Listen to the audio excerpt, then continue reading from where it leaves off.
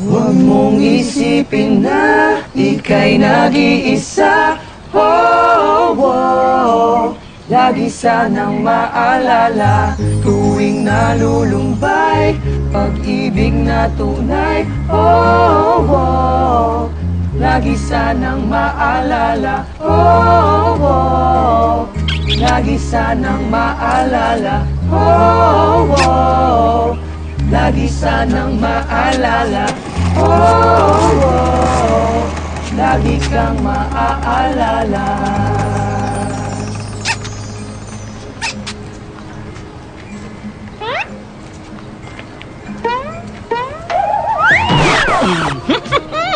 Three meters. 1, 2, move pa. 3 meters. Paano po ba yung sukat nyo? Yard na yan eh. Anong yard? Metro to eh.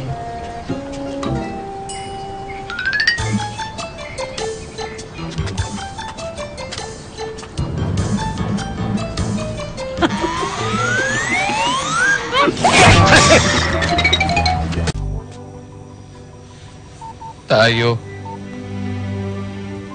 Pinaglayo. 3 metro. Anak ko yan. Makatang makata. Dinadaan sa tula. Ay, nako, mga kabataan ngayon talaga. Lahat dinadaan sa text. You know? Lalo na yung especially for the heart, idadaan mo sa text. Tay, hindi naman sa ganun. Pero, nakalimutan niyo po ba, meron kaming 3-meter rule. Kaya hindi ko po siya makasakasama. Parang, so near, yet so far. Para siyang painting. Kumbaga, pwede mong makita pero bawal mo hawakan. Lahat ng bagay may paraan, di ba? Lalo na sa pusong nag-aasam, umiibig. Bakit mo sulatan? Tayo naman, luma naman yan.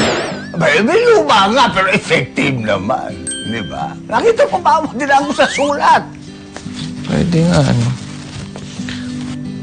Tay? Balita yan. Ba't parang medyo kinikilig ka dyan sa binabasa mo? Wala naman. Anong page ka ba ngayon sa dyan? Labi lang. Ikaw talaga, oh. Eh, tay, ito yung nawawalang libro ni Sandy eh. Hindi. Alam mo, lahat ng klase libro dapat basahin mo para maintindihan mo kung yung mga sinasabi ng mga writers. Kaya pala, ang dami niyo binabato sa akin. You know, may kanya-kanya silang, gusto, pamamaraan ng pagsulat. Talaga?